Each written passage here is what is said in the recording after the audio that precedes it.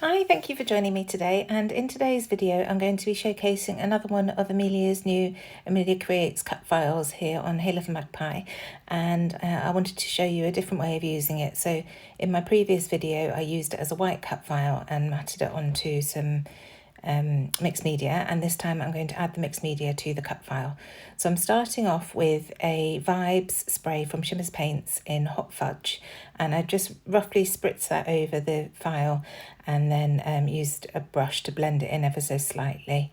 Once that was dry, I've moved on to Shimmerz in Here I Am, and you can see I'm just sort of dotting that all over the cut file. I don't want to paint it on, I just wanted to add a little bit of that colour to the cut file. So the next colour that I'm going in with is So Sappy, again from Shimmerz, and this is more of a neutral tan colour rather than a peach, and it matches really nicely with the photo. I don't know whether you saw the photo at the beginning. It's of my son standing next to a little motorbike at the Ulster Folk and Transport Museum. So this next colour I'm coming in with is darker again, and it's called Precious Metal, and that's just deepening up the colours on that cut file. And finally I decided to come in with Coal, which is a black with a silver shimmer to it, and I'm just splatting this on rather than painting it on because it is much darker than the other colours, and I just wanted it to give a hint of colour to the cut file. You can see I just used my brush a teeny tiny bit there, but on the whole I just splattered that on. So I've moved that to the side to dry, and whilst that's drying I'm just going to map my photo on white cardstock. It's a 4x6 photo.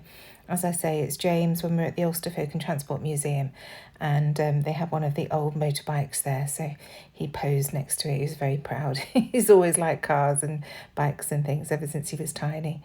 I suppose it's more a boy thing, isn't it? But he really has shown such an interest. So that now that's matted on there, I'm using Vicki Boutin Fernwood today, and this paper was the perfect colours and tones to go with the picture that I'm scrapping. So just using that to create a second mat behind the photo. And it just about fitted, you can see. So just trimming that down.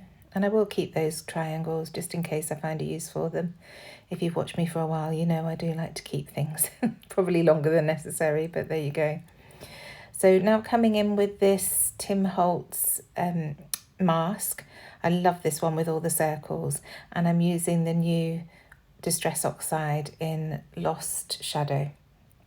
So just blending that through the stencil, and you can see there it creates a really nice pale grey tone.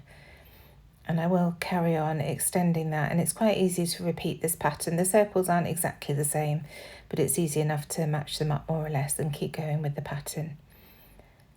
And I just want to extend that to the sides of the photo as well. And as with a lot of mixed media, most of this gets covered up when I add my embellishments and things, but you can see it peeping out around the photo, so it's nice to have that really built up around there. So now that's all sorted, I'm coming back in with my cut file, and you can see it's a really nice sort of grungy look to it with all those colours, the layers of colours built up on it. So when I brought that in, I realised I just wanted to go a little bit higher with this inking. So just moving the stencil back on and adding a little bit there. And then I can go ahead and glue down that cut file. First of all, I'm coming in with a different stencil. I've forgotten I'd done this. And just adding the coffee rings at the bottom, using the same ink pad, that Lost Shadow, and then I'm going to come in with a thin grey pen and draw around the edges just to provide a bit of definition on that particular piece. So just checking that I'm happy with the placement and that the cut file isn't going to swallow it up, and then here I am with that pen and just going around all the edges just to give it more definition, and it really makes it pop off the page. So I'm very happy with that. So just scuffing the edges of the photo using my Tim Holtz Edge Distresser. I'm not sponsored by Tim Holtz, honest. I feel like I've used all his products today. So just checking that I'm happy with the positioning, and I am going to pop this photo up onto some foam pads. These are the 25mm Sticks 2 foam pads on a roll. If you've watched me before, you'll know how much I enjoy using these. And now using my T-square ruler just to check that I get this straight on. It's a fairly minimalist page, so things do need to be straight when they're stuck on. So now coming in with the cut file, and I'm just going to take a little bit of time to get this stuck down. So first of all, go around all the gears with the wet glue, and then making sure that each of those 5 fronds at the end are stuck down properly with the glue. I'm not so bothered about the middle bit, but I want to make sure that the ends are stuck down because they're relatively delicate, so you don't want them to get damaged. And then just popping that down, and then I shall bring in the T-square ruler again just to make sure that it's straight. The photo gives me a fairly good indicator, but I just wanted to check that those lines were straight as well. So now that's down, I'm coming with some of the 49 and Market brown tickets. I love these to create a line up the side of a photo at the moment. I'm really enjoying doing that. You'll have seen me doing that before. So first of all the tickets, and then bringing in one of the stamps just at the bottom, just for a different tone. And then I'm just looking to see if there are any others that I can bring in. And there's another one there that I bring as well. So that's already building that up nicely on the left hand side. And now I'm going to go through my Fernwood bits and pieces. So straight away I find this sticker that says Pure Happiness. And I love that pink on the page. So I add that on, adding a bit of foam underneath the left hand side, just where it falls off the edge of the photo. Now these are really old Jen Hadfield puffy stickers, and I love the pieces on here. There's a word that says love, and then later on you'll see I also use a brown arrow from this sticker set.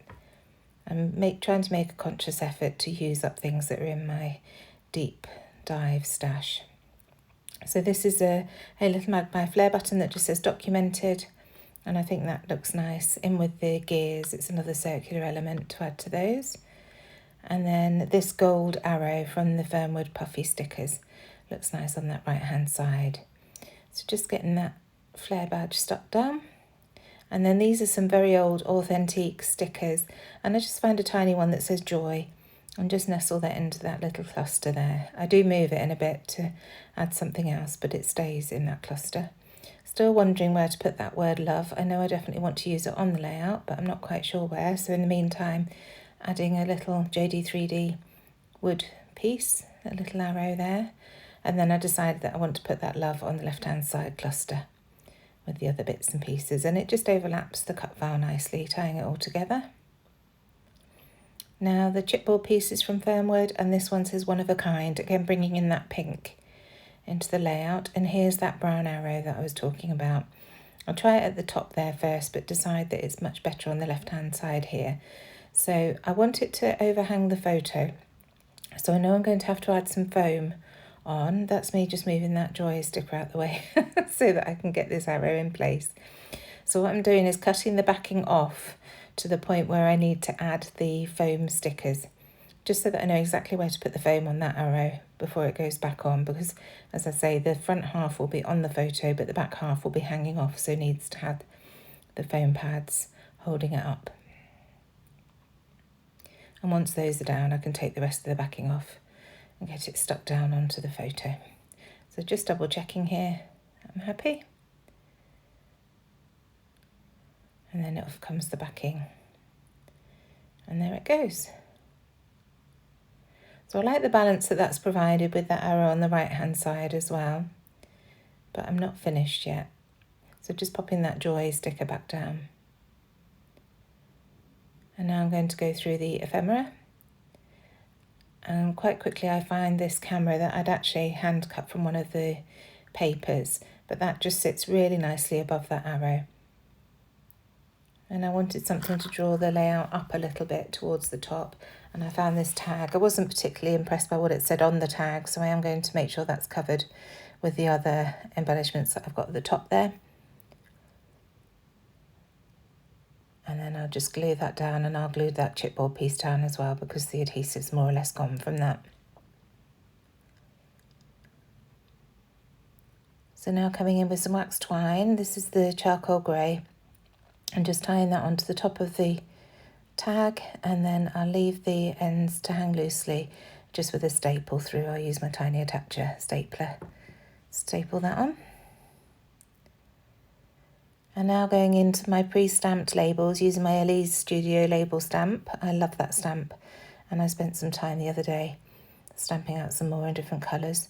So just using one in navy and one in duck egg blue there, just to layer up that little ephemera cluster on the right hand side. Popping the arrow back on now that I've added those in.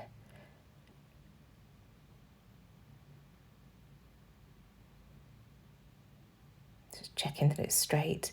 And then I find this little offcut from the tag that I put at the top, and I think that'll just add something to that right hand cluster. So I'm just roughing that up with the edges of my nails and then popping that in there as well. Just checking I'm happy with the positioning. Now a couple of the gold scattering pieces from the puffy Fernwood stickers, and then adding my journaling at the bottom, and it just says admiring the old motorbike at Ulster Folk and Transport Museum. And that's it, because there's nothing else to say really. Now using my date stamp to add the date, which was 24th of August 2013. And finally some splatters using that precious metal Shimmerz.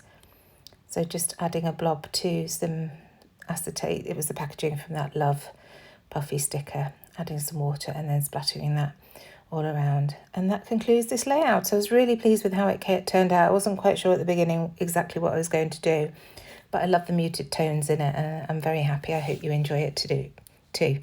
Thank you so much. I'll see you again very soon. Bye.